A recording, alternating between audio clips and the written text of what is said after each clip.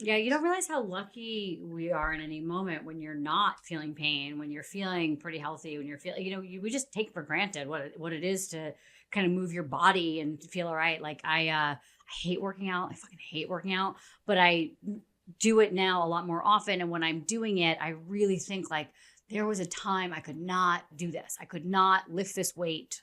I could not like run. I could not feel this kind of like sweating, like on the treadmill, want to die. Like, I wanted to die for a different reason, and it's like, I'm grateful for that now. And it's like kind of a nice memory. I feel like to be able to remember like how bad it was. And there were some moments where the pain was like, just like, just crazy. And you're like, and I didn't want to, chemo was like a nightmare. And, my boyfriend was very supportive, but it was really hard for him too. Like on the lead up to like, before it's like the way that the cycle of the chemo is such that like, as soon as you finally feel better from the last one, it's time to do the next one. And it's like that like dread of leading up to it. But, I don't know. I'm grateful that I'm like, okay now. And I do think it also changed my perspective about comedy, which is, I think I always felt like it's got to get somewhere. It's got to, and you know what this is like, right? People are always coming to you like, when you quit comedy, like if you're not going to be Amy Schumer,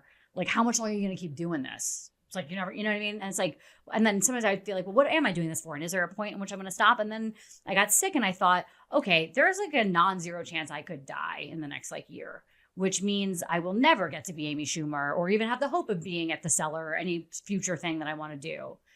But does that mean I'm not going to do comedy tonight because it may never be more than that? No, I want to do it now because it's bringing me joy. So it's also it's helped me have a little more perspective for like I do things from moment to moment so I can try to create the day that I like, the night that I like, whatever, and try to like be grateful for those moments. Because it may never be, right? I go outside and get hit by a bus, whatever it is, or cancer, or, so everything doesn't need to be like, I can't do this unless it's going to be something. Because maybe that opportunity never comes, but like in the moment, it's bringing you joy. And that's all we can do, I feel like. Enjoy the journey. Or be aware that you're at least on it, right?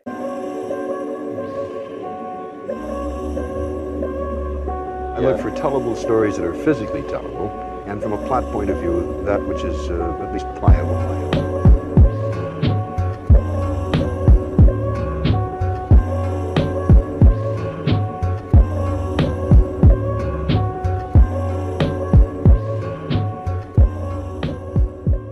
This is the Life Plot Podcast with Mario Benitez.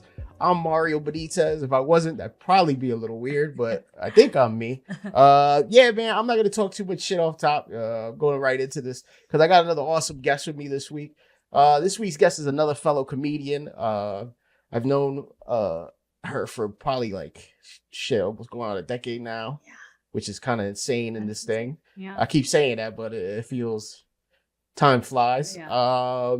But yeah, she's a writer, producer, and comedian, stand-up comic.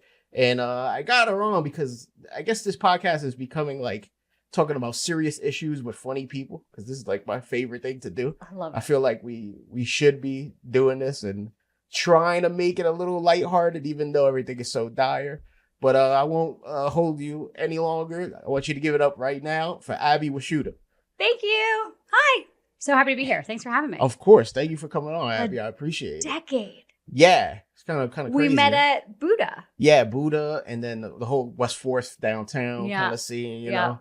I think you were like, were you show running, or I think you were running the whole thing at what is it, Comedy Shop now, but back then it was the Lantern, right? Lantern, yeah. We did some running at the Lantern, and then and now we know about the Lantern now, but it's back to being out of Eddie's hands. So it's back in the hands of comedians. Yeah. Oh, all right. At least that. Yeah. Slowly, he had to sell it. I think they're finalizing it, but it's now no more Eddie Brady. So he was doing like 1971 like creepy tactics down there. Like he was a nightmare. He was always a nightmare, and thank God for Simran, like finally standing up and saying something. And all the difference, Yeah, I wasn't shocked by that. To be honest. Nobody was. I didn't know. I never saw anything going on, but he gave me that kind of like you were vibe. Like magic though. Yeah, he was kind of like, he gave me that sleazeball vibe. Yes. And it was so much better when we first started over there. I feel like before the pandemic, it was a place to be. It was good. Yeah. And there was a little pop right after the pandemic when they redid it. And this would happen all the time with that place where he would let it get good. And then he would just do something weird to just muck it up. Right. Yeah. Like, which he is just would, and so it was good for like a minute before the pandemic, after the pandemic. And then he was like, let's rein it in. Those kind of guys always got that business tactic. Yeah. I don't know. Like, let me run into the ground right when I got things going okay. It's fucking weird. But yeah, that was like, it's crazy how time flies, Totally. How's everything with you? And I guess I'll ask you this too, because I feel like a lot of comics, like, they get into this thing during like a turbulent time in their life. Was it like that for you? Because for me, I found it and I was actually in like a happy place about it. When you found comedy. Yeah, I was like, this is what I should be doing. I wanted to do it for so long. Yeah. I just didn't know how to get into it. It just happened that happenstance just made me fall into meeting the right people to finally go about it. Because even at that time, when I was first getting involved with everything, which is actually like 2013, 2014, I started getting on stage and doing like improv and all these things. And there still wasn't a blueprint as easy as it is today to get into comedy. Right now, you go listen to one podcast and you can learn the whole first 20 steps. Yeah, that's true. So it was like that you didn't know how to do it? No. I also always wanted to do it. It was a thing I wanted to do my whole life, and I was never brave enough. And I think I didn't even think like, I grew up in like a really like probably like lower middle class kind of place. Like the parents in my community were like, maybe like plumbers or blue collar workers or whatever. So like the idea that you would do anything in the creative space, like, I might have well told my parents I wanted to be a wizard. You know what I mean? Yeah. Like for as much as I was going to write or act or like what, like get a job. That's what people are doing. They're getting jobs. So it never even really occurred to me. Like you see people on TV doing comedy, doing writing, doing acting. And I just thought that's a different group of people. I don't know who those people are, but like, that's not me. I'm going to get a regular job. I'm sorry, I'm hitting this. I'm going to get a regular job and be, just a regular person. So I never did it. I got married really young to a man in the military and we kind of moved all over for his career. And then I spent like 10 years in Germany where at that time there was like really no, and I was in Frankfurt, there was like no English speaking comedy community to speak of. I was writing for just myself at that point, thinking I would never do anything with it. And then I graduated grad school. I came to New York for like vacation for like 2 weeks after grad school. I didn't have like a plan to go back to Germany. I didn't have a job. I didn't know what I was doing. And then my friend was like, oh, I have a job. Like we need temporary help for like, 2-3 months. Why don't you stay, earn some money, pay off school loans and whatever. And in the interim, I was like, well, if I'm here, I took a comedy class because I'm very like type A, like student, I was like, okay, that seems like a safe way to like, I'm going to learn. Like, I'm not going to, and yeah, I did like an open mic in my second class. And then it turned out, I didn't realize this, but I guess I was slowly getting divorced from my husband who lived in Germany and I moved to New York and I was like, I just kept not going home. So I was like sad about that. So I was doing so much comedy because I didn't have anything else. So I would literally go to those Buddha mics and I would do like a 4 o'clock, a 6 o'clock, an 8 o'clock. You could do them till like 4 to midnight. Yeah. You and just fill that time. Eat those little snacks that they were giving out and just like, and it was like so nice to just be in dark basements, where people knew me just well enough to be like excited to say what's up, but not well enough to be like, what's going on with your marriage? Or why are you running away from home? And like, what's happening to you? So it was like, it was a nice, it was almost an escape, right? Yeah. I get that. Well, I didn't know that you lived that much, which must help at least with getting on stage because I think like starting at a young age, I've met comics that I think are hilarious that are really young. And I've always told them like, yo, you got it. You just got to live into it. Right. And like Ronnie Smith, like, I don't know. God. Yeah. Yes. But I met him when I think he was 18. Yes. And like, he was super young. And I'm like, yo, bro, you stay on this. Mm-hmm. You're the guy, you could be next up, but you just got to live into the experience. Yeah. So I feel like maybe Marcelo. Yeah. I remember him being 16 with braces and I was like, that kid, whoa. And it is. Yeah. And look, it happens, especially, but I do think sometimes you got to live into like, kind of like let your pen have experience. Totally. So you could put that on paper, Yep. Is that something that, do you bring stuff from on stage from those years of your life still, or is it more current events? Yeah, I pretty much I do talk a lot about my life still. The old days. I mean, I'm still like embarrassingly opening with like, oh, I just got divorced, which is like not remotely true. Yeah. You know, I'm like just trying to like move that into like, I'm a divorcee. I was married for 10 years, like, you know, whatever.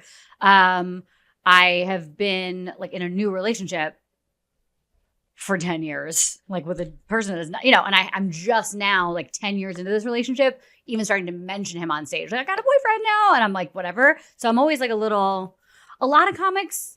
I don't know if you're always doing new stuff, but I am more like doing the same stuff and tweaking and tweaking and tweaking and tweaking until I find a chunk that really works that I really like. And then whatever. And I'm like, maybe that's taking me like 10 years to kind of get there. So I'm like just now starting to like try to flex my muscles and do newer stuff. But I know people that are just like every day they got a new bit and a new bit and a new bit. I'm just like, I don't know. Everybody's got a different vibe. Yeah, I think I kind of I try to throw in like I'll sacrifice in my head. I'm like, if I get booked every 10 minutes, I'll sacrifice 2. Okay, I like that. So if I'm doing 15 minutes, I'll sacrifice 3. Okay. If I'm doing 20 minutes, I'll sacrifice 4 for new ideas. But I do want to usually get like sometimes you get booked still even at this amount of time where we're kind of more solid than the beginning class of comics, you know, because we've been doing it for a while, so we know what minutes work. I do feel like I at least want to hit people with funny. Totally. You know, I want people to go, oh, he's good, and then let me try to throw some shit at you. See if it sticks on you. After you already like me, and we've established. Yeah, I want to like me first. Totally. And then I'll ruin the fucking some new idea, some new deep thought that I haven't really thought through. You know. Yeah. That's how I kind of like approach things, but. Yeah, I guess everybody's just different with it, you know? I respect people that just try new things. Yeah. Because you should be writing a lot. You have to be doing that. You have to. Yeah. Yeah. But I think like, and maybe like yourself, I feel like I have a different outlet because sometimes I don't think I could just be funny all the time. Even with like this podcast, I don't think it's necessarily I got funny people on it, but I don't think it's like, I like talking about serious things in my reality and in the realm of reality of what's going on with life and things. You know? Whether it's political, whether it's the sciences, whether it's, you know, that's what interests me, you know? So I feel like it's hard to bring that stuff on stage. Yes. Yeah, because it's like, it becomes more of a fucking TED Talk. Yes. You know? And I try to avoid that. So I need another avenue. Yeah. So that's definitely how I kind of approach it, but. Yeah, like I'm really into politics. I have a lot of jokes I've written and never tried on stage that are like maybe seem like they'd be more appropriate for like an episode of The Daily Show, kind of ranty about like the things about countries and whatever. And it's like I don't really know where to like bring that in on stage. I'm only just now starting to even talk a little bit more about like my day job or like politics or anything. I don't know. On stage, it's also like such a weird time in the world. Yeah, and like I know that in New York, probably the audiences are typically people that probably agree with me to some degree, although not always. And not that I need everybody to agree with me, but also I understand what it's like to be an audience member and feel like everything is so like a lot right now that you do just want to like laugh about nothing maybe and not exactly have to talk about the hard stuff, but like also that's important. So I don't know. It's like. Yeah, there is a balance to it. You know? Yeah. I guess like that's something that like, it's also like, certain times also feel more serious than others. Yeah. So I feel like right now it's kind of hard to make light of certain things that are happening. Yes. Because there's no funny angle to it.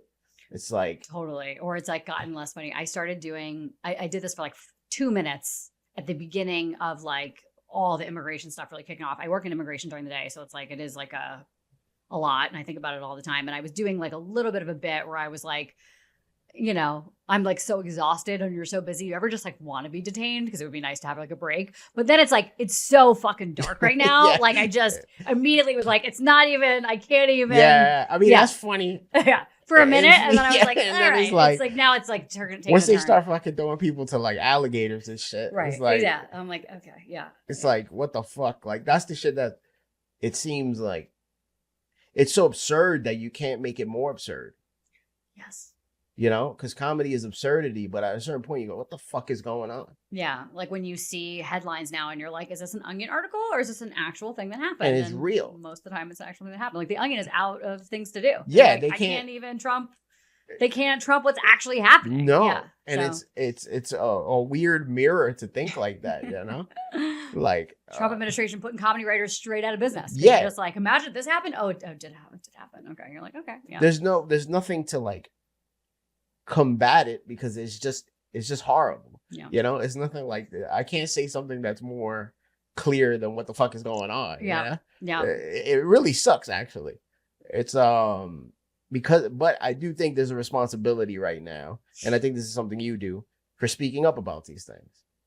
Because, you know, a lot of people feel powerless, and I get that because it's so many times it does seem like when you do try to speak up about these things, it just hits the cloud and it doesn't mean anything. Yeah. But, you know, it's not just online or to your social media or whatnot. It's really in your reality. Yeah. The people tangible to you and whatnot.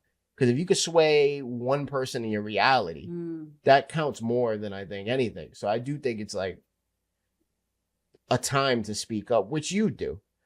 Yeah, into the void, really. I mean, every time I'm posting anything that's like political on my Instagram, it's like I have two people that I'm like related to in my head that I hope see it. And I am sure that they're seeing it and just going like, you know, they don't, you know, we're like living in this like post-truth era, right? Yeah. There are no facts. There is nothing that can be agreed upon there. And so I've been trying to think about like, how do you even have a conversation with someone about what they believe or whatever when you can't agree on the most basic premise? When like you see something with your eyes and you're telling me that either what you're seeing is not what you're seeing, right? Like the January 6th, like those people were either Antifa and they weren't MAGA, or they were just, if they were MAGA, they were just tourists and they were just chilling and visiting and they weren't hurting anybody. Or, you know, if I say this thing happened, you're like, well, I need to see a video of it. And then if I show you a video, you're like, well, this video is AI. So it's just, nobody wants to engage with anything. And I don't know how you talk to people from this place of like, there's no commonality. There's no agreement about like even the most basic fact. There's no base level reality. Yeah. Which is like, you need that to kind of build from. And I feel like that's on purpose. Yeah. I think that's done on purpose. Totally. You know? It's all these algorithms and then the people who do run them. It's only a set few individuals. Yeah. It's actually not that big at the head of these companies. You know? Yeah. So it's really easy to do that whole idea of like dividing people. Yeah. It's easier than ever. You don't got to really do much. You don't have to do much. No, the algorithm takes care of itself. Everybody's operating in their own news vacuums. Everybody's operating in their own, even for myself, like my own algorithm and the stuff that it shows me, you really have to take a beat before you just like repost something. Cause like there's a lot of horrible stuff out there. There was like this like Trump post going around that's actually not a real Trump post about how he like talks about like putting communists into ICE detention facilities and like whatever. And it sounds exactly like something he would say. He may have said some version of it, but that particular post is fake. And I'm like, why are we pretending when he's saying plenty of actual stuff that is real that you could post about? But it's like, you know, it's like my own algorithm, my instinct is to be like repost, blah, blah, whatever, but you have to double check. Yeah. And I don't feel like people are often double checking just to be like, is this? And it's such a quick thing to check too. Yeah. Like, and then that's another thing. Now people are like, I'm going to check. And even when they check, they go, oh, that's bullshit. Right. It's very immature. Totally. It's like, yeah, you're like a little child. Like, what the fuck? Right. Like, and you keep checking until you get yourself to like whatever page of facts you particularly are interested in. I have an aunt who's like a second mother to me, who I love dearly, who's like grew up in this like Christian family of whatever, and like the level of indoctrination. And I just, the kinds of she thinks 9/11 was an inside job. She thinks chemtrails are like a thing. She thinks, Antifa was January 6th. She thinks, Alex Preddy was a terrorist. She thinks like, whatever. Like it's just the level of, it's how do you engage? Like, I don't even know. Yeah. Like you're really eating up all of that. Yeah. You And know? actually, I remember talking about the chemtrails thing, and I thought she was kidding. And she's like, no, yeah, of course I believe in chemtrails. She's like, I didn't used to. And then I did the research. I'm like, you did the research? I'm like, well, who'd you do the research for? And then I just was like, let me just Google chemtrails and even see, like, you got to get to like the 6th page of Google before you can get anybody that's even whatever. And I even like sent her, because even the whitehouse.gov has like a page that says like chemtrails are not a thing in the way that they're, and I was like, even your boy, like It's your telling boy's you, website like, yo. is that, and she's like, I don't know. And it's like, okay, you want to believe what you want to believe. I don't know. And I'm like, can we even come together like with, there's no trusted news source. No. Even. Everything is so biased. Yeah. And it's biased to either one direction or another, you know? Yeah. Like yourself, I consider myself like a progressive, like liberal, you know? And I feel like it's stained these days because like sometimes the idea of the left can go so far left, they do come back right. Yes. And yeah. I think once you get the right side, that side stinks. It's like I can't agree with that shit at all, you know? Yeah. But it's like in our, you know, at least in our, you know, the politicians that run this country, unfortunately, so much of them are the same, different sides to the same coin. Yeah. And it's like I tell people all the time, people that do say that, oh, it's all the same. I'm like, it isn't, because there's at least like 10% of the Democrats that I agree with. Yeah. And there's right now, there's almost nobody on the right that I could see with their voting, you know, with their voting record and what they try to get passed with legislation. And I'm like, what the fuck are you guys doing, man? Like, and it's all these guys that like, I don't think you need to be doing it. It's some people that are rich, like you just want to be fucking people over. Right. Like, it's like, what the, you know, I would not be doing that if that was me. You know, I would be trying to. They just have an interest in being in power, and the way to be in power is to divide, and dividing is conquering. I mean, remember even like after January 6th, there was a hot minute when everybody was on the same page about what happened. Republicans were as pissed as Democrats were. This was a Trump, you know, this was a slow moving coup that we saw coming from a mile away, and everybody knew it. And then they found a way to be like, well, actually, we changed the narrative. We just tell people this didn't happen. We continue to divide. We continue to win. We continue to, you know, and it serves them, you know? Yeah. And you know, these people, the Mitch McConnells, the Lindsey Grahams, like, they know what the fuck is up. They knew what was up. They know. They just know, like Trump said, the Republicans are sort of undereducated, and that's what he loves about them, because they're not interested in learning, analysis, no, like whatever. Just, you know, so you could just fucking lie to them, and they're like, cool, you know? Just point at, you know, don't say like, do you feel disenfranchised? Do you feel like you don't have power? You don't have money? You don't have a voice? Is it the people next to you in line at the food stamp office? Is that the guy taking your power and money? Or is it the dude with all the power and the money? It's like, look up. But they're like, don't look up. Look over there. It's the brown guy. That's who's doing it. And it's like, that's easy. But we've been doing this at the beginning of time, right? There's always like a small minority group that you can blame. It's the Jews. It's the Muslims. It's the black people. It's whatever it is. It's like, you know, I mean, my aunt literally said to me the other day, she said, like, and there's so many crazy things, but this one really made me laugh. She's like, you know, Mexicans, they don't even want to work. I was like, okay, there's a lot of things people say about that is Mexicans not the stereotype. in this country. But number one thing that we know about them is they want to work. I'm like, I don't even know what we're doing. So it's like, okay. I'm like, damn, that's the she picked up on the wrong false thing. stereotype. Yeah. I'm like, we can pretend about the taxes and the things and whatever, but it's not that they're not coming to work. Yeah. It's 100% not what's happening. So it you know, for years of my life, I worked in like maintenance, you know? So I worked in the building industry, and I've seen contractors that people that even like when I was a little younger and I was working amongst these people, and I was already aware when Donald Trump was first running, I kind of knew where he was going with things. And I'm like, and the rhetoric that was building up against immigrants and these people that Mexicans, you know, that I see work for these contractors at a fraction of the price, and I see the work they do. Yeah. Now, these people can say whatever the fuck, but they'll go in there and remodel a whole fucking apartment in a fraction of the time. And a lot of the guys I was seeing were doing really good work. Yeah. And they were getting paid so much less, and these contractors were taking the bulk of the money. Of course. And then when the last decade or so started coming on, you start hearing like them talking shit about the people they're hiring. I'm like, yo, you know, that's your workforce. Right. Like, you're talking, and I would have arguments with them. I'm like, man, you're a fucking idiot. Yeah. And like they would think that they knew better than me because I was like younger always than these guys at the time, especially when I first came in. But I'm like, yo, you guys are bugging because like you're the problem.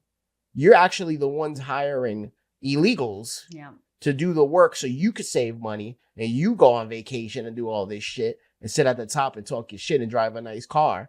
Yeah. But the guys doing the most work is like, yo, and then they never get in trouble.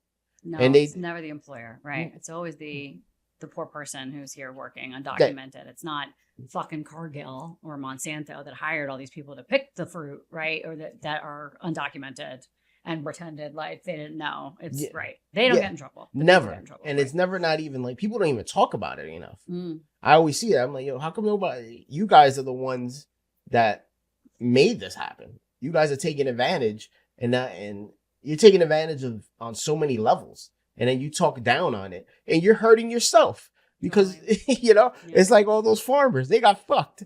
And it's like, it sucks because ultimately like that's our food source, but it's like, you didn't see that coming. You couldn't see these steps in your own reality. I know. I was like almost hoping that like the level of deportation would rise to the point that, Trump threatened it would, and that these companies would start to be like, oh, damn, we've been doing all this work on the backs of the slave labor that we brought in from and that's the real reality too. If you think about it, like, you stipulate that maybe other countries have a different way of dealing with undocumented people or the way, whatever. It's like America for years and years, it's not just Biden, even though everyone's like, oh, Biden, what he did, whatever.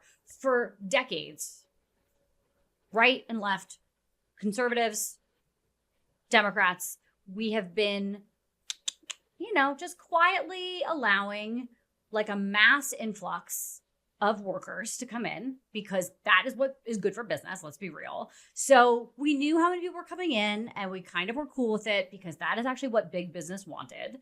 And if there is a place now where we want to say, you know what, we made a mistake. We don't want to have this many people here. We want to close the door. We want to do whatever. There's like a much better way to go about it that doesn't require you to, first of all, build all these penitentiaries. What are we building them for if we're trying to get people out of here? Why do we need to hold them forever? Like, what do we need all these spaces for to hold them if we just deport them? You could just like turn around and be like, okay, you got to go. We'll put people on planes. We'll do whatever. We'll actually double check when people come in. Like if you go to Australia and you get like a work permit and it says you can work it for 6 months, 6 months in a day, they come look for you and they go like, you got to go.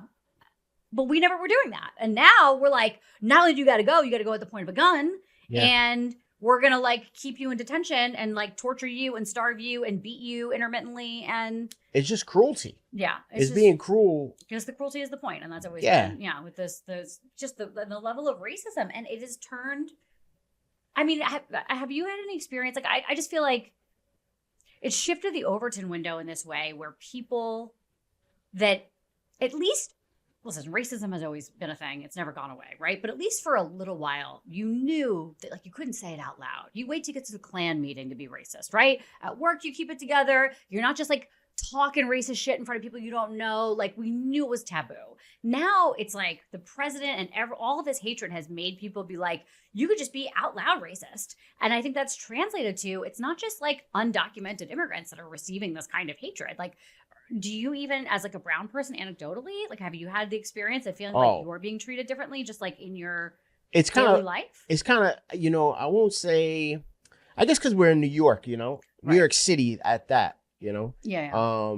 It's pretty like growing up, especially like, it's funny because I growing up, I was kind of like, I read about all this. I loved history. So I understood history and what happened in America and how, the civil rights movement, how the importance of it. I understood at a young age that like my mom was alive during that.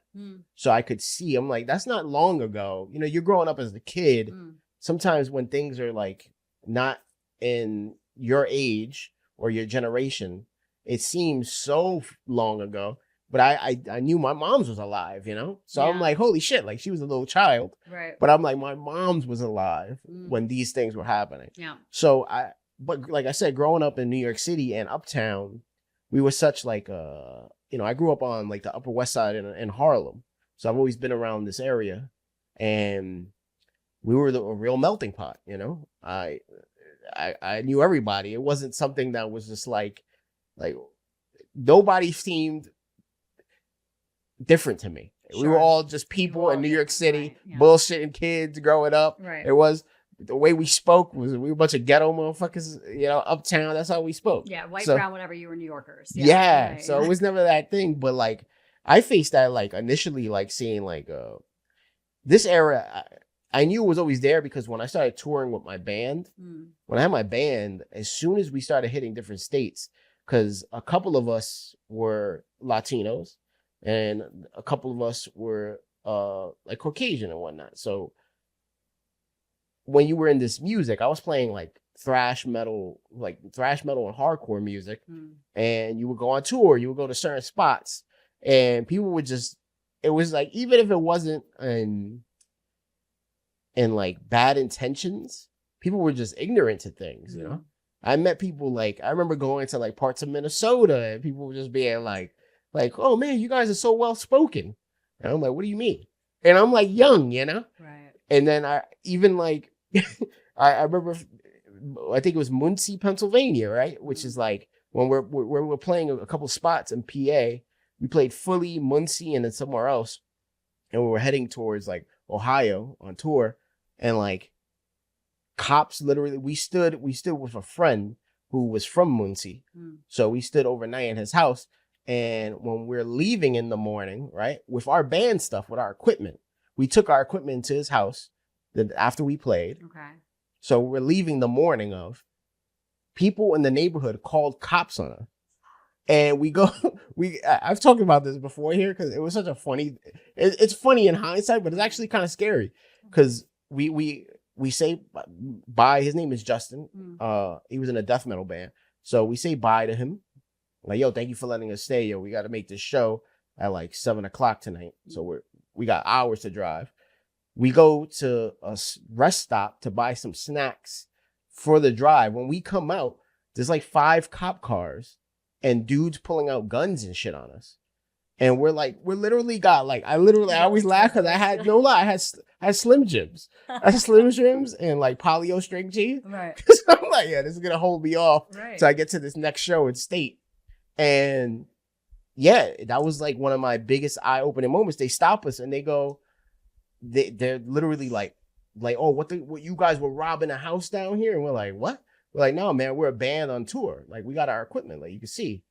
Like, we're musicians. We were staying with our friend. Right. And he's like, oh, no, you know what? I could tell all you guys are fucking lying. And he's just looking at the Spanish guys. Of course. And this is the fucked up thing. He looks at my guitarist, who's Andrew, who's a white kid, at the time. He's like, yeah, you know what? I'm going to see if you guys telling the truth. Y'all going to stay here with them, and I'm going to take you back. And if he doesn't knock on that door or corroborate your story, you all getting locked up. He takes Drew, the one white guy, back to Justin's crib. When he's there, Justin's like, yo, what the fuck is going on? Like, no, they were with me. They're not stealing from me or nothing. And they're like, oh, we got calls that they were throwing garbage around the neighborhood. He was like, I let them throw out their garbage from their van. Right. He's like, what are you talking about? Like, you didn't see me, like, nobody saw us like talking calmly and like giving each other like hugs and pounds to say goodbye. Right. And, and he goes, oh, cops still same thing. Goes, he makes my guitarist. He was like, oh, since you want to be with them, he made him grab all of the garbage, right, from Justin's garbage cans. All of it, even not just our stuff that we threw, a little bit of stuff we threw out, all of it, put it in our van, come back to the rest stop, grab all of us, and take us out of, they literally escorted us with their lights on so we could leave out of town.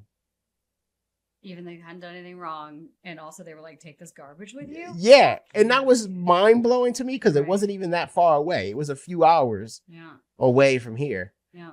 So like that was my first experiences with that. So like I kind of knew that like, oh yeah, it exists. Yeah. It just like, but I was very sheltered being in New York City. Totally. Like it's such a world of its own that you don't deal with that shit off. If somebody does do that, you're probably gonna get punched in your fucking head. Totally. That's how a lot of shit is dealt with out here. Yeah, no, for real. I did a show with a couple comics, I guess like 2 years ago, upstate New York, like border Canada. Great show, going well. Everybody's like bullshitting afterwards. It's like, the whole thing. And then there was like, some of the audience is like, like trying to get us to come out with them, like get drinks after, do the thing. And are we going to get drinks? Are we going to, we're kind of back and forth. And the guy that was like the point of contact of this, that ran the show was like, listen, your two black friends can't come to the bar. Like, it's not safe for them. And I was like, it is. And I like turned to the two black, and they were like, yeah, we fucking do that. Well, I was like, oh, you guys, they were both not like from New York originally, and they also have like toured around a lot. And I was like, such a dumb white girl, like whatever, but also from the Northeast, like never experiencing that. I'm like, it's 2023 or whatever the fuck it is. Like, you can't come to the bar. Yeah, like it's fucking 1940, like 48. It's not safe for them. And I was like, okay, so yeah. So New York is a little delightful enclave that has become. We just need to secede. I think, frankly, like I'm ready to just do. The couple play, like New York could be its own thing, California, Texas, Boston, everybody else, y'all can go. Just go. Yeah. Like, we don't need to be together anymore. I feel like nobody's talking about secession. When are we going to start talking about that? Let's just agree to disagree, really. Like, you guys go. Have your own rules over there. Do your own thing. It'd be in no time people come back to our land where we're going to have healthcare and social safety nets and money and taxes and and good entertainment. Good entertainment, culture, movies, music, you guys can. Good food. You guys can be, I don't even know. It's a weird time. But I guess, do you feel like, and I guess you're mostly in New York, so maybe that's hard to say, but like, do you feel like anecdotally even, like you're getting more of a side eye just because of this like sort of turn against immigrants that is taken? Or is that like, that's hard to say, I think. I guess, I'm so like, and I guess it's the way I grew up uptown in New York, right? Like, if you give me that, you're going to get some nasty shit back at you. So it's like, you could go there. Yeah. But I think a lot of people see like I'm like this chunky, 4-eyed, like well-spoken guy now. Yeah. That I at least try to be. Yeah. And like funny guy. But I've like gotten into a lot of fights. Maybe. Yeah, right. Yeah. And that shit does not scare me. Sure. And it's somewhat dumb, but in my mind, and maybe it's like it's not the smartest way to be, but sometimes I feel like I would die for respect, and like I just will not allow that. Yeah. I literally told my moms and like family, like, yo, this ICE shit going on, I don't think I could see that happening around me. Like them grabbing some like lady or some shit. I don't think I could see that happening. Like, I don't know. It's fucked up. Like, I literally updated my will, and I was like, there is not like, and I remember talking to my aunts again, and they were like, don't you get involved in something. And I was like, if they're arresting someone calmly and not hurting anybody, I will hold my tongue. But there is not a world in which I am standing in front of them beating the shit out of some human being, and I'm just going to stand there like, whatever. Like, I would have said I'm not a patriot. I'm not like one of the, but I actually, it's interesting in this way. Like, I feel like this is what's become suddenly this patriotism of like the America that we used to be, or that I'm at, like, you know what I mean? Like not this bullshit patriotism that's all fake. Real patriotism. But like the kind where you're like, no, we're going to stand up for other human beings. And like, I would, like you see the guy in front of the tank in Tiananmen Square and fucking Kent State and this thing and like whatever, like or Alex Preddy or like, I just feel like those are, that's worth dying for. Like, fuck that. I'm not just going to like stand by. I don't think I could live with myself. Yeah. So maybe that's like stupid. Because, like, is it going to change anything? I don't know. But I don't know.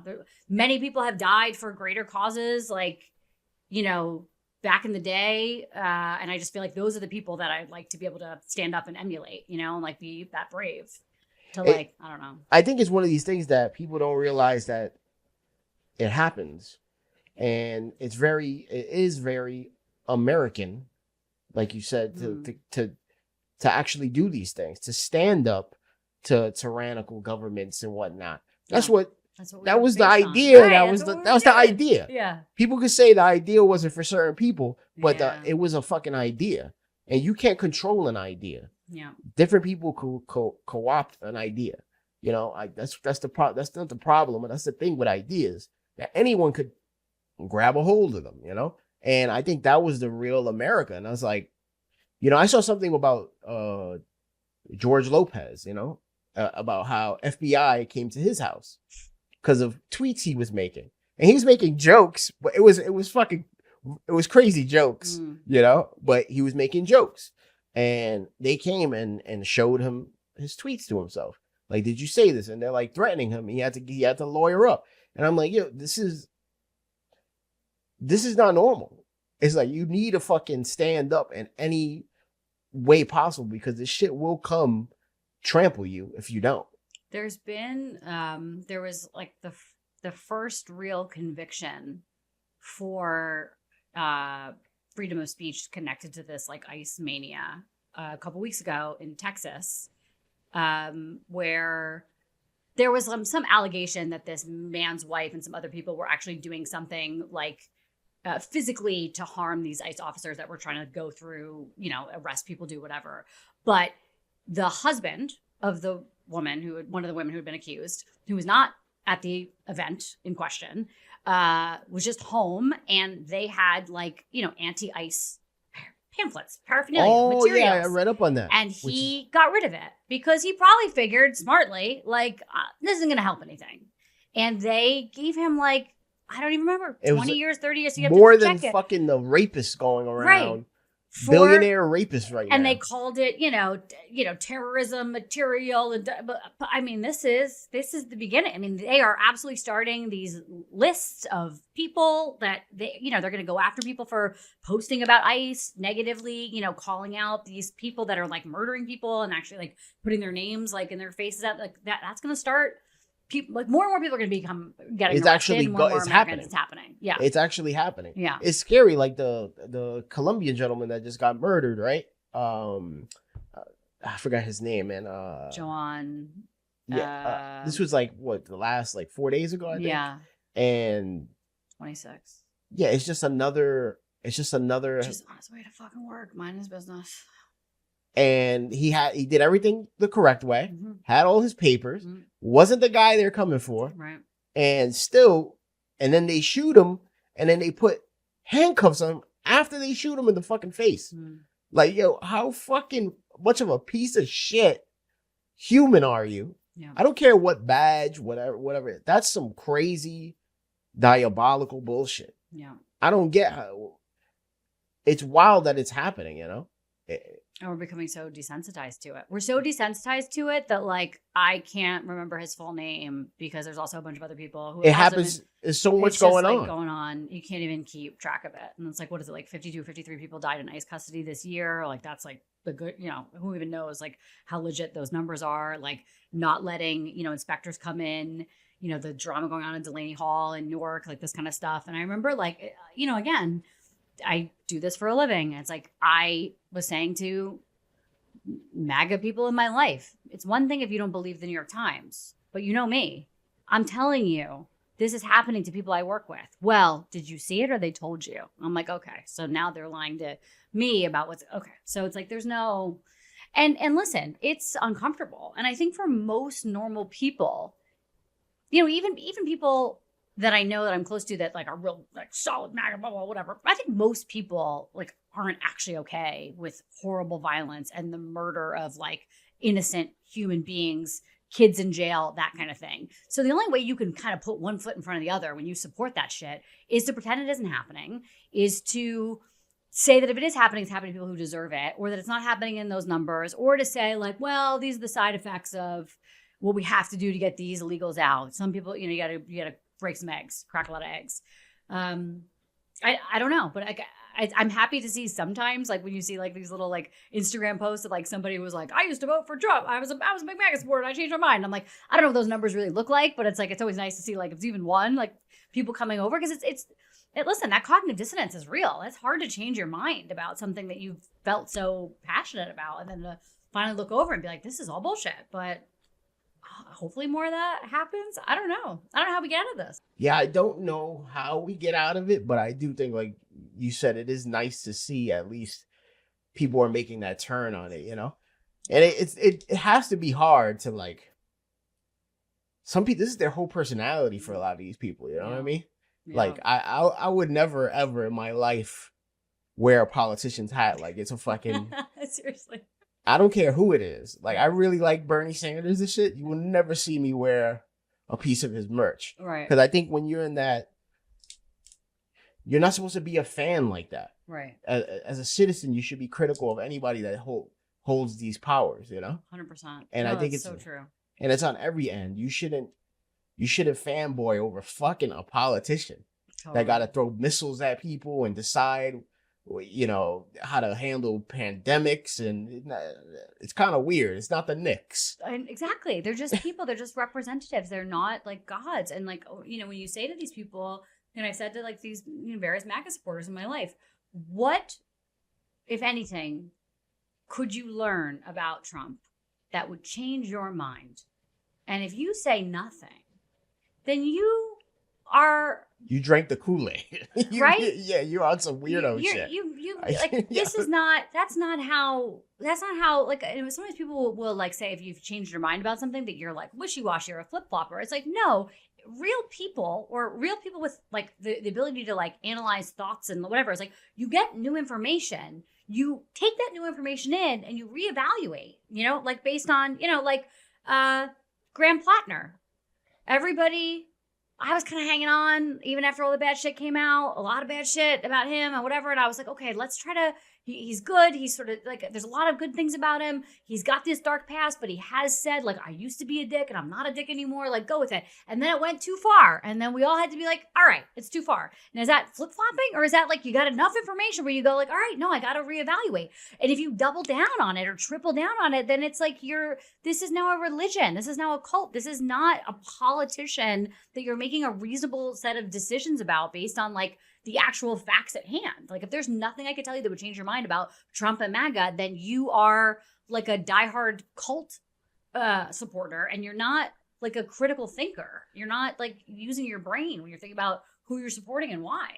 At all. And it's like, you know, when you grow up, you need to have some type of wisdom. With time comes wisdom, you know? Yeah. So you may not be aware of certain things at year 1, let's say, but at year 5, you got new information, like you said. Yeah. You need to be able to, you know, to step back from certain things. You can't just, it's just so weird that we know this. Like in history, it shows you these things.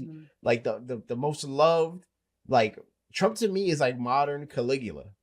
Yeah. Because he came along and a lot of people loved him. You know about Caligula? Yeah. So he was like unanimously, even though it wasn't like that in America, but he was, Trump was this figure that rolled along and got everybody to go, oh, this is the guy.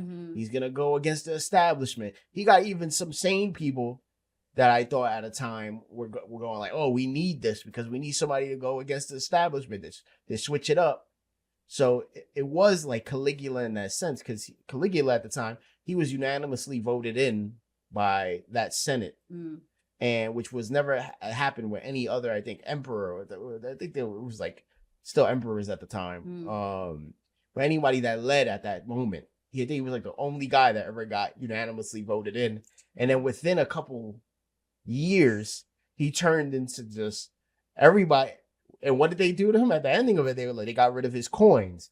They got rid of his statues.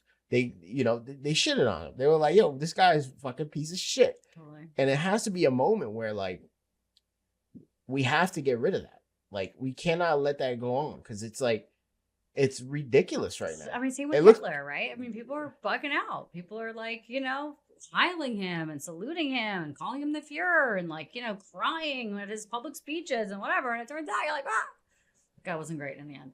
I feel like wherever there is that level of just blind allegiance to something, it's like, it's not going to go good. It's never going to go good. And I even sometimes like feel like nervous when, it's even our own guys, right? Like about the Obama or the Mamdanis or the whatever, like the AOCs, like those characters on the left that are like sort of sexy, whatever. You have to be extra careful with those kinds of people because it can suck you in a way. And you don't, like, for me, I feel like I have to be extra, like, I'm very excited about this about the mayor, but like I also want to be like extra sure that I'm not just like blindly doing on the left what people are doing on the right, and like not actually looking to see like, all right, there must be, I don't agree with everything he says. I don't agree. You have to be able to like critical thinking at every step of the way, because a lot of that.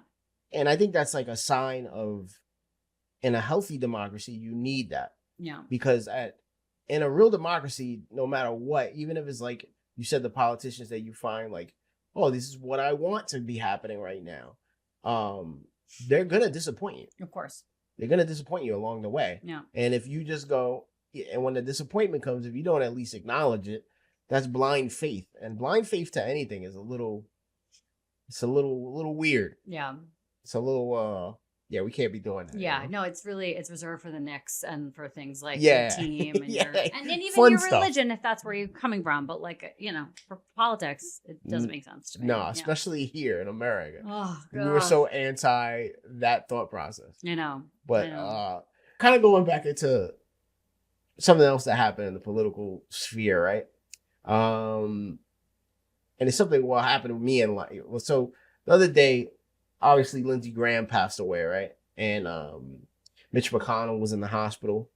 And when this happened, because right now there's this whole argument about how people are like reacting towards this information, about the same day, a few hours later, I got hit up by my cousin, and he let me know about somebody was a bully in my life, who I really fought as a kid more than once.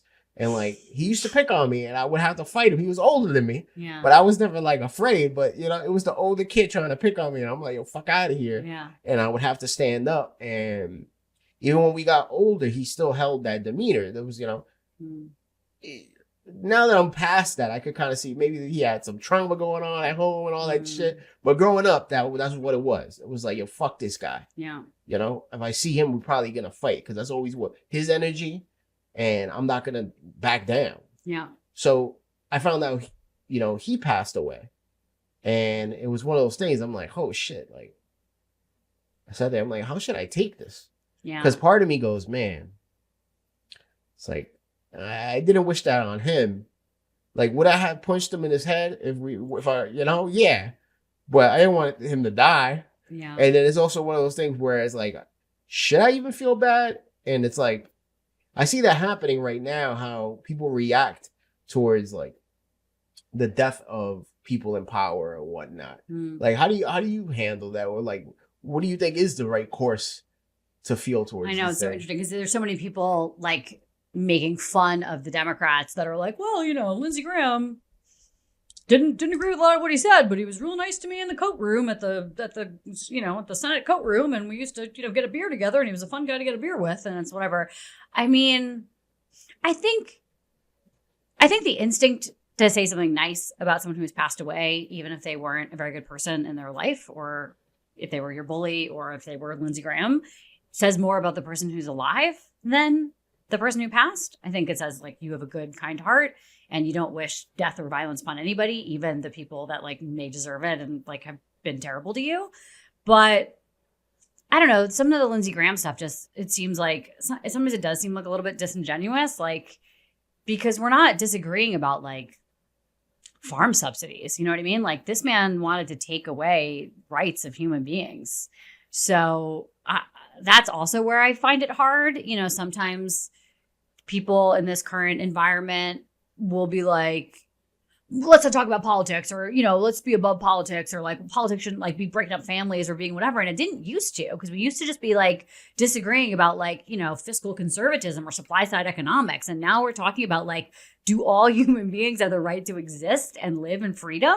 And that feels like a hard thing to navigate.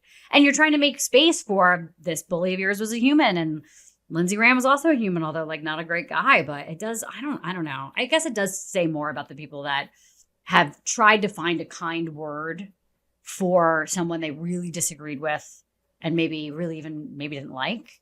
Because like if I think about it, the flip side of that is like a Trump-like character who couldn't find a nice word for like John McCain when he passed away, right? Who said some fucking horrible thing. It's like that says more about Trump than about John McCain. You know what I mean? It's like you couldn't find one nice word to say for this man when he died. Like, yeah.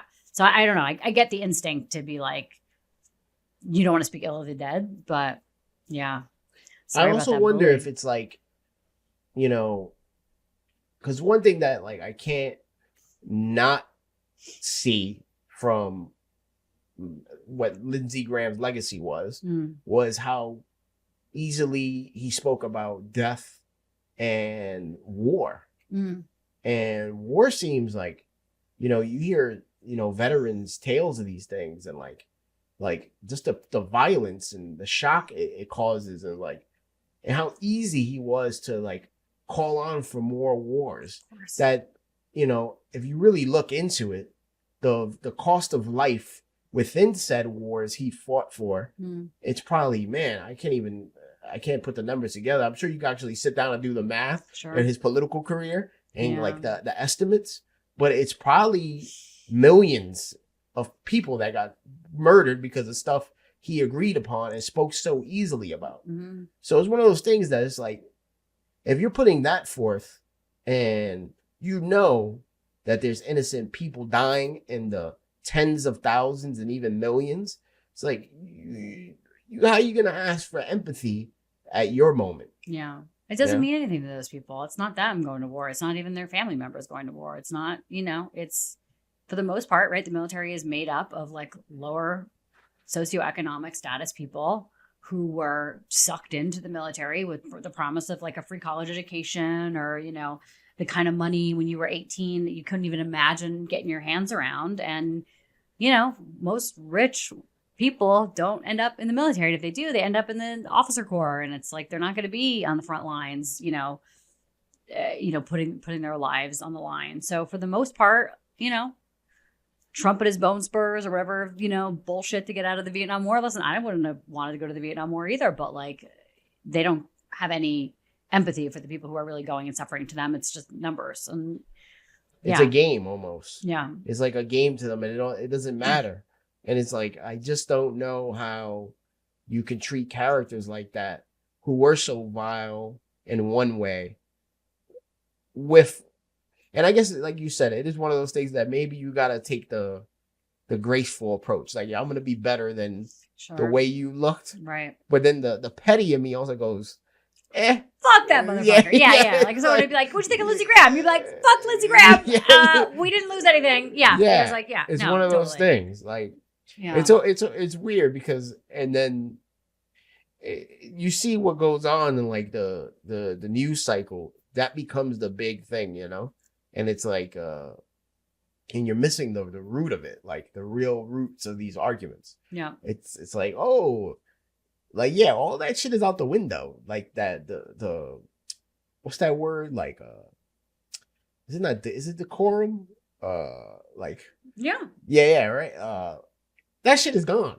Right. It's like, and it's been gone now. The kind of stuff that you could say, like that you wouldn't say, that you can do now, like just like the way that Trump and the way that he talks and the way that it's taught other people to speak and the fucking crazy shit that comes out of the mouths of like, you know, fucking Pete Hegseth, and like, you're just like, it's, you know. People with real power making real decisions, they talk so lightly of these things. Yeah. It's like, and you want regular people to be above you who sits in public office. You're supposed to be there with your little whack blue or red tie. Yeah. And you think, regular people are supposed to act more normal than what the fuck you guys are putting out. And people only want decorum when it's like decorum for their own side or like whatever. I remember when Charlie Kirk was killed, I posted something which was like a quote of his. I posted it like not very long after he was killed. He had this quote where he basically said like, people got to die for the Second Amendment. And I was like, you think he still believes that? And a bunch of people, you know, came at me like, too soon, fucking Charlie Kirk, whatever. I'm like, you know, he said that about like dead school children. So like pretty soon after those dead school, like, so it's like you were for it when he said it, but it's your guy now. So you're like, there's like such a double standard between, I'm like, those are his words that he said about people. Like it's too hypocritical. Yeah. Like if you're going to go down that line, hey, it's all fair game, you know? Yeah. It's like you can't like you said, you can't expect it from one side and not the other. Yeah. It does suck. I will say it's ugly and it's lame. Yeah. I do think like I try to live my life. If people meet me, like to this day, if I speak to people that are older than me, I call them ma'am, sir. You know, I try to live like with some old school like respect and ethics. Yeah. And maybe it's corny. No, I like but that. I feel like it's like you should do that. Especially people that I think have people that looked out for me and shit like that. I will, you know, I'll call them Mr. or Mrs. whatever. Is like, yeah, you know, it's just a respect thing. You raised right. Yeah, it's just simple. It's not even, it shouldn't be out. The fact that I feel like, ugh, this shows you where we are. Yeah. I'm 44. I still call my friends' parents Mr. and Mrs. whatever the heck. And they're like, just call me Dana. I'm like, never. You're never going to be Dana. Is that never going to be Dana to me. Yeah. It's a respect thing. And it's just like, we should have that. We shouldn't, I get it. But in that area of like political atmosphere now, that shit has been eroded, you know? Yeah. And I do think it's time for some people to go, man, fuck out of here. You a billionaire and you trying to take shit away from people? You a cornball. Like, you need to talk to them like that. You a fucking dweeb. Yeah. You should be stuffed in a locker. I keep saying that. A lot of these dorks need to be stuffed in lockers, man. Yeah. Well, it's like it's this like crazy synergy between these like tech dorks and these like honestly like comedian dorks that have like come together to form this like little wall of like, you know, that's like a big part of the reason why this guy got elected is the fucking Andrew Schultz's together with the, you know, the Mark Zuckerbergs and you know, it's just like all these fucking dweeby little losers that just like got a podcast and do a thing and like whatever. And then like later, like Andrew Schultz would be like, oh yeah. Oh, it turns out Trump like lied about like. You couldn't see that coming? Please. And I'm like, that guy's so disingenuous. It was like, yo, Andrew Schultz, you're a fucking millionaire. And you were voting for your pocket and you could pretend like you're one of the guys and you were doing it because you're like, you know, he was one of us, but like you voted because you thought it was going to protect your money. And like, anyway, but it's sucker shit. Yeah. It's totally like, I hate it because it's people that I especially in the comedy thing, I like their work at one point or another, but it's like, yo, you really got a responsibility. You got a power. Yeah. And you're using it fucking horribly. Yeah. And if you can't, you know, a lot of them have it kind of admitted it, but you've already reaped so many rewards that it's like you can't hold yourself to some fake high standard where you think you're some brilliant dude or you're above others and then make such shit decisions. Yeah. Either you're a shitty person or, you know, you're fucking fake. Both outcomes of that fucking suck. Yeah. Yeah. You know? And I mean, for some of them, like, I mean, like a Theo Vaughn type of character who's like also changed his mind about Trump now. I feel like maybe that's a little bit less disingenuous because like, I'm not sure that he's like the smartest man in the room, but like in Andrew Schultz, I'm like, you're like one of the smartest political commentators out there. Like, we really didn't know what the fuck was going on. You're changing your tune now because it's like, it got a little less sexy after things got real fucking dark. But I'm like, you knew it. You're not. You had to see this coming. He had a fucking book about it. It was called the fucking Project 2025. Yeah. Every fucking word, everything that he said he was going to do was in the book. You could have read it. You could have put in ChatGPT. Just got a synopsis, you know? So I'm like, I don't know. I refuse to believe that I could see things better than some people. Yeah. And like, I refuse to ever say that there's no way I am more educated in things than other people because I'm a fucking goofball. And, you know, it's like, yo, if I could see this coming, where are you? Yeah. What are you blinded by? What algorithm or shit you just leached onto or stuck in? Because I just don't get it. And like, you can't consider yourself to hold yourself to such high standards when you made these decisions so blindly. Yeah. It's like, and I get it. There's only two options. That's another thing that's problem here, right? There's only two options ultimately, right? Sure. But honestly, you could talk shit about both. Yeah. There's nothing holding you back. You don't gotta be a fucking for the right wing conservative, like gun toting individual. You don't gotta be some blue hair they them to go fuck this Republican. Yeah. You know? Yeah. You don't gotta go over there, but just call out the bullshit. You know? If you can't call it out, you know, on either side, like we said, I think that this just the blind faith thing doesn't work. At least in my in my eyes, which I'm really blind, which is funny, you know? It's like, I can't see shit, but I saw this coming. So you gotta use that on stage. You don't need sight for vision. You're like, I can't see shit at all, and I saw it coming. Yeah. That's it. Shit, this is I don't want to hold you up too long. No, I'm fine. Yeah, I'm all right. Yeah. It's fun. I guess I'll leave you with this because there was something that I saw that you worked on a while ago. Just as a big dude, you know, I don't ever think about food insecurity. You know, that hasn't been on my thought in my thoughts much in life. And I feel like maybe a good percentage of America probably suffers from too much food. But and I think one of the human rights we're fighting for now is healthcare here, right? For sure. You know, but I saw that you did this piece about food being a human right globally, you know? Yeah. And I thought it was interesting. I just thought, if you could just talk about that and like what you learned from that, and was there anything surprising, you know? Yeah, I started getting interested in it. I worked for a nonprofit in Germany called FION, which had like consultative status to the UN about food and food insecurity.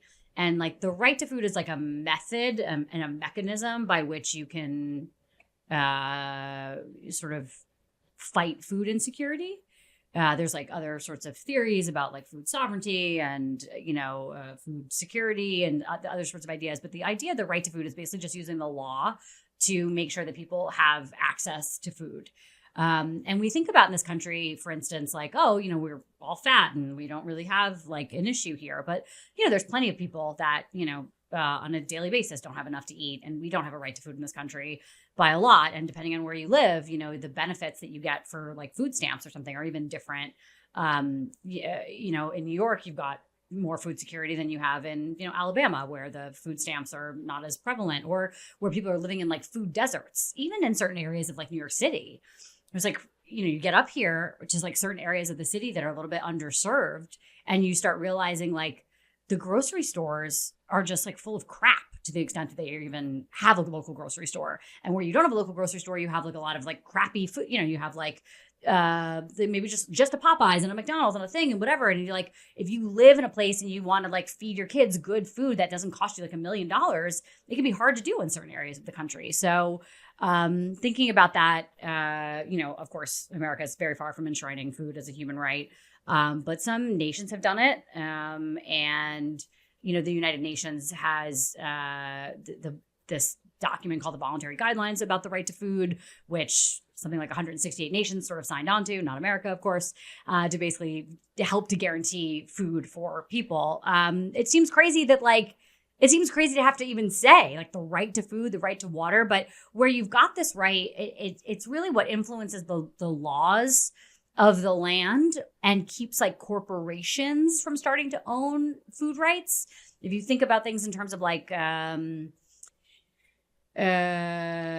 GMOs, and this is a big thing. People are like, oh, genetically modified organisms, like this is great because we can help grow more food more quickly, and the people that don't have food will get food because we were growing more of it. But like typically what causes people not to have access to food is not that there isn't enough food. It's like there's grain rotting in silos like across the world. The people are not distribution and the willingness to distribute, right? It, right? And the networks and the fact that like when you start doing things like dealing with GMOs, now a company like Monsanto owns a seed.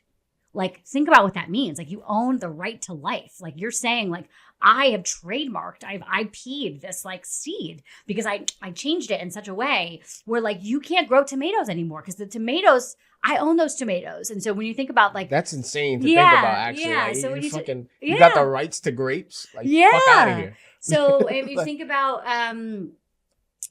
a bunch of farmers in the US were getting sued by like Cargill and Monsanto and stuff because basically the wind was blowing seed pollen from like a Monsanto farm onto some local farmer's property, and then they started growing like Monsanto's wheat. And Monsanto like came in, took a DNA sample and was like, this is our wheat. You can't fucking grow this wheat. And he's like, what? The wind blew it? Like, what? But it's like the idea that somebody could own like life. Basically, you know, it's just crazy. So it really has to do with like the laws of nations and making sure that like large corporations are not just like taking over food and water and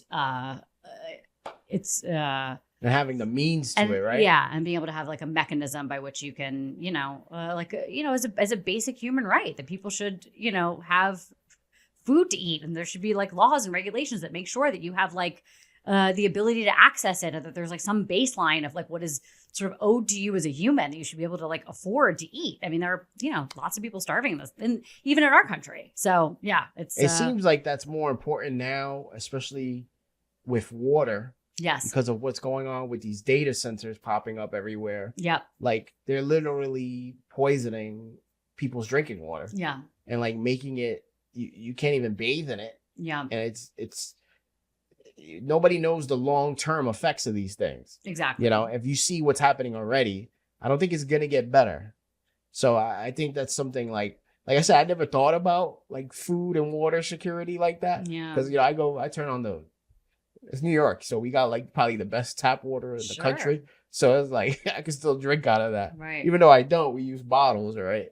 Which is crazy. But just having that is still such like a privilege, you know? Yeah. It's something I never really thought about. Yeah, and so it's just a different way to think about it that like changes laws and regulations to make food and water just like more human centric and not like so corporatized. But of course, everything is corporatized. Like there'll be maybe a time at which like you can't even turn the water on and get water. Like everything's going to come from a bottle. Everything's going to come from Dannon. Everything's going to come from Monsanto. Everything, you know, you can't even plant your own seeds because you have to pay a fee to Cargill. Like it's just, I don't know. It's insane. Speaking of corporatized, this podcast is sponsored by Monsanto. Yeah, that's what I'm saying. Yeah, these seeds right here. Yeah. Oh man, yeah, it's a little bleak, but I guess one last thing I ask you before, because and I should have probably we got so deep into the political thing, but fine. You know, I know you dealt with cancer, you know, and it's something that touches everybody's lives, whether it's personal or in your reality, a family member, a friend, dealing with something like that when it happened, you know, you're here, obviously, right? Mm. And not to get into your medical history, but I could imagine, you know, there's things you still got to check up on and you worry about and whatnot. But I always wonder, like, what was the moments that, like,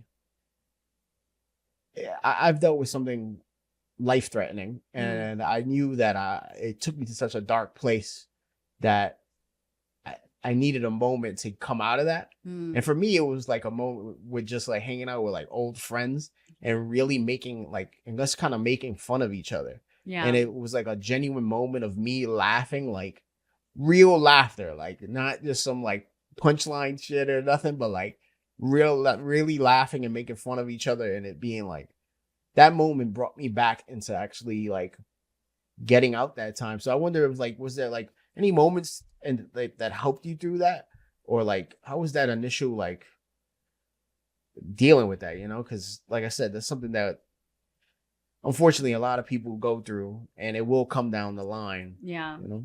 Yeah, no, I mean it's corny, but laughter really is the best medicine. I was definitely raised in a house where, you know, we all have like a sort of a little sick sense of humor, I think, and especially like a dark sense of humor, and like especially in the like the sad or dark moments, it's like that's kind of what gets you through.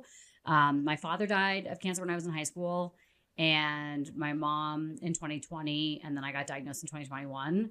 And it was like this series of like, you know, it was like in like a rapid succession. It was like my dog died, my boyfriend's mom died, my mom died, and then I got cancer. And like my boyfriend and I, like when I got the diagnosis, we were crying laughing. I was like, wait, I gotta, just because it was like, you're like, it's like really? A cool it's joke. Like, yeah. Oh, I'm you like, thought it was done? Punch my tragedy punch card. I feel like I've gotten all the stamps. I'm like, what are we doing? I'm like, and then after my mom died, then I got cancer. Yeah, whatever. And you gotta laugh about it or you'll cry. Oh yeah, exactly. Really. So, I mean, certainly I had a lot of dark moments. I cried, whatever. But I also think like dealing with it from like a little bit of a younger age, just because like my father passed away when I was like younger. it gives you like more of a perspective of, I've had some friends who have like, lucky for them, like not ever had anything bad happen to them till like much later in their lives. And, then they get to be in their 40s and they have their first big tragedy and they're like fucking rocketed, just like rocked and like not able to deal. But I feel like, not that I was like, oh, cancer, whatever. But I like low key, I was always like, probably gonna get cancer. My 2 parents died of it. I lived in Jersey. Like, don't drink the water in New Jersey. Everybody's getting cancer, like high incidence of whatever. So it was almost like, I'm not surprised. I'm glad I caught it early. Whatever. I write a lot about it. I talk a lot about it in comedy. And I think, being able to laugh about it and have a good sense of humor was like a really important like thing to be able to do. And I'm still like, yeah, you got to go back every 6 months. And somebody said to me recently, like, how do you know when you're like good? And I was like, I guess when I die of like other natural causes. Yeah, do you know what I mean? Like you got to keep, if I get hit by a bus, like eventually, and I'm like, it wasn't cancer that did it. When that hiking accident happens. Yeah. But for you with your medical thing, when you were like, did it just like, did it drain the joy out of you until that moment where you remember like really, really laughing finally and being able to like kind of pick yourself back up? Yeah, because it was like a kind of like you said, it was a series of things going on in life, and within a dark time too, like the pandemic and whatnot. So it's like everything kind of felt like grim, So when you had it, and when it happened to me, I felt like I had lost a lot of weight. I was feeling the best I ever had. And then I had this, something this throw me back to feeling, I went from feeling the best I ever had in like years to feeling the worst I've ever had in my life. And then it was this real like moment where I'm like, I always have this attitude where it's kind of like, all right, man, like, I feel like if the Grim Reaper had to come for me, we're going to have at least an argument, Yeah. It's like, I always had that character in me. It's like, man, I'm rocking it till the wheels fall off. Okay. Yeah. You're not going down without a fight. Yeah. But it did take me to a place where like, it took me out of my character, which is like, I am some guy that I like to fuck around with people. I like to joke around. I like to uplift people. I like to be the guy in a room that comes in and makes it feel a little better. That's always felt good for me. Yeah. Whether it's like making people feel seen and I wasn't that at all. And it took like this, it was such a weird thing because it really took one day of just really joking around to make me go, what the fuck am I doing? I just got to get through this. I'm here. Yeah. All the other shit, I've already got through it. So now it's time to blow past this and see what happens. Yeah, you don't realize how lucky we are in any moment when you're not feeling pain, when you're feeling pretty healthy, when you're feeling, we just take for granted what it is to kind of move your body and feel all right. Like I hate working out. I fucking hate working out, but I do it now a lot more often. And when I'm doing it, I really think like there was a time I could not do this. I could not lift this weight. I could not like run. I could not feel this kind of like sweating, like on the treadmill, want to die. Like, I wanted to die for a different reason, and it's like, I'm grateful for that now. And it's like kind of a nice memory. I feel like to be able to remember like how bad it was. And there were some moments where the pain was like, just like, just crazy. And you're like, and I didn't want to, chemo was like a nightmare. And, my boyfriend was very supportive, but it was really hard for him too. Like on the lead up to like, before it's like the way that the cycle of the chemo is such that like, as soon as you finally feel better from the last one, it's time to do the next one. And it's like that like dread of leading up to it. But, I don't know. I'm grateful that I'm like, okay now. And I do think it also changed my perspective about comedy, which is, I think I always felt like it's got to get somewhere. It's got to, and you know what this is like, right? People are always coming to you like, when do you quit comedy? Like, if you're not going to be Amy Schumer, like, how much longer are you going to keep doing this? It's like, you know what I mean? And it's like, and then sometimes I feel like, well, what am I doing this for? And is there a point in which I'm going to stop? And then I got sick and I thought, okay, there's like a non-zero chance I could die in the next like year, which means I will never get to be Amy Schumer or even have the hope of being at the Cellar or any future thing that I want to do. But does that mean I'm not going to do comedy tonight because it may never be more than that? No, I want to do it now because it's bringing me joy. So it's also it's helped me have a little more perspective for like I do things from moment to moment so I can try to create the day that I like, the night that I like, whatever, and try to like be grateful for those moments because it may never be, right? I go outside and get hit by a bus, whatever it is, or cancer, or, so everything doesn't need to be like, I can't do this unless it's going to be something, because maybe that opportunity never comes, but like in the moment, it's bringing you joy, and that's all we can do. I feel like enjoy the journey, be aware that you're at least on it, right? Yeah. I think that I feel that too. Like, and I try to tell people that, like, when you go through certain things, you're like, you need to take almost even a liking to the worst parts of life, because it still means you're alive. Yeah. Like, feeling bad means you're feeling. Yeah. And it allows for you to feel good eventually. Yes. So it's this weird, like, right. It's about being hyper aware of these things as a human, I think. Yeah. And you need the dark to have the dawn and the thing and all. It sounds corny, but it's so corny, but it is. It's totally true. It's totally true. Yeah. And I guess we'll leave it with that, man. Thank you. Thank you for having me. This was so fun. Yeah. Thank you for doing this, Abby. Let people know where they can find you. You can find me on the Instagram, mostly doom scrolling, but sometimes posting at Abby Dubs Insta. And that's really, I'm not really doing the TikTok and stuff too much. I really got to do more clips. I'm doing mostly a lot of political commentary, which maybe people don't want to see, but it's what's going on in the moment right now. I need to be better at like doing clips and doing stuff like that. Keep doing it and do some more important documentaries. Because like I said, your old one, which apparently was old, made me think about something pretty new. Yeah. Yeah, that's true. That's true. I got to put that back out there. Yeah. That's a power right there. Thank you, Abby. I appreciate it. Guys, I will see you, guys and gals. I will see you soon. Keep rocking with the life plot, man. We're just jotting down another plot point in the journey. And that was Abby Washuta. Thank you. Peace. The question, really, I guess I'm trying to get at is...